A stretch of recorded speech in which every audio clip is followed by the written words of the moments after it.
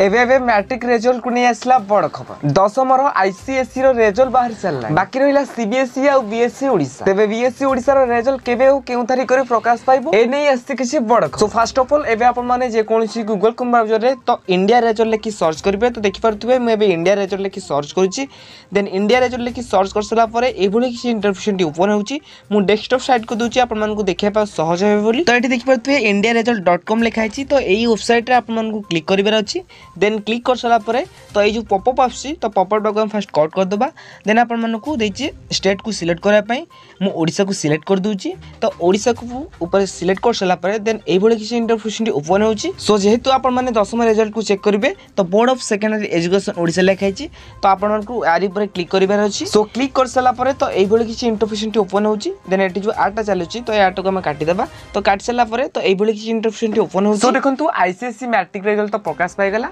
बाकी रहिला सीबीएसई आ बीएसई ओडिशा। सो एबे अपडेट आछि कि बीएसई ओडिशा बहुत जल्दी तार रिजल्ट डेट को डिक्लेयर करिवो देन रिजल्ट जेबे प्रकाश पाइबो आपण माने इंडिया रिजल्ट वेबसाइट माध्यम रे निजर नेम किबा रोल नंबर माध्यम रे तो एई भली चेक करि परिबे तो जेबे भी मैट्रिक रे ऑफिशियल डेट अनाउंस होई जिवो तो आपण मानकु हम जणाई देबो से पर्यंत आपण माने हम चैनल सहित एमती जोड़ी रही थांतु।